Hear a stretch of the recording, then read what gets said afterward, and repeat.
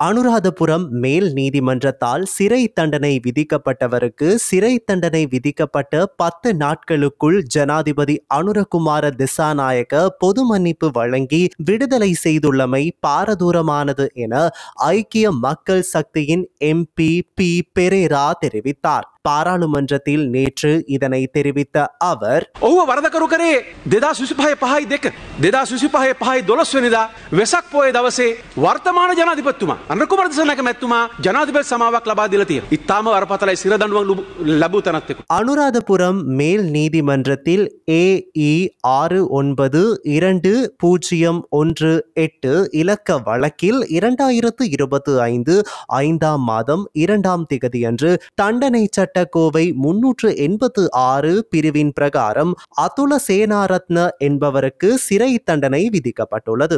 Juicy தி clothing store முழு குடும்பத்தினருக்கும் தேவையான அனைத்து ஆடை அணிகலன்களையும் ஒரே இடத்தில் கொள்வனவு செய்யுங்கள். அனைவருக்கும் ட்ரெண்டிங்கான எக்ஸ்க்ளூசிவ் கலெக்ஷன்ஸ் எங்களிடம். கொட்டஹென, ஹேட்டன் மற்றும் வில்லபத்தை புதிய கிளையில். சந்தோஷமான தருணங்களை ஜூசியுடன் கொண்டாடுங்கள். இந்த நபருக்கு 2025 5ஆம் மாதம் 12ஆம் திகதி வெசாக் தினத்தன்று ஜனாதிபதியால் பொது மன்னிப்பு வழங்கப்பட்டுள்ளது.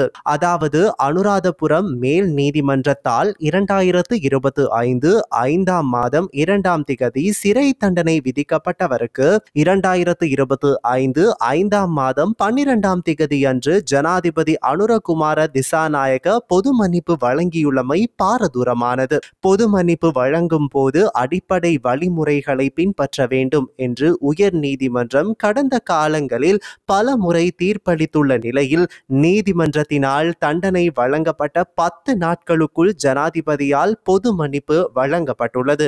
ජනාධිපති සමා ලබා දීමේදී ආණ්ඩුක්‍රම ව්‍යවස්ථාවේ දක්වා ඇති මූලික ක්‍රමවේදය අනුගමනය කළ යුතු බව ශ්‍රේෂ්ඨ අධිකරණයේ දැනට නඩු කීපයකම කටයුතු කරා. හිටපු ජනාධිපති මෛත්‍රීපාල සිරිසේන මැතිතුමාට වන්දි ගෙවන්නත් නියම කරා. ඒ පාඩම් ඉගෙන ගන්නේ නැතුව අද මේව සිද්ධ වෙනවා. முன்னாள் ஜனாதிபதி மைத்திரிபால சிறிசேனவால் வழங்கப்பட்ட ஜனாதிபதி பொது மன்னிப்பை உயர் நீதிமன்றம் ரத்து செய்து அவருக்கு தண்டப்பணம் விதித்துள்ளது.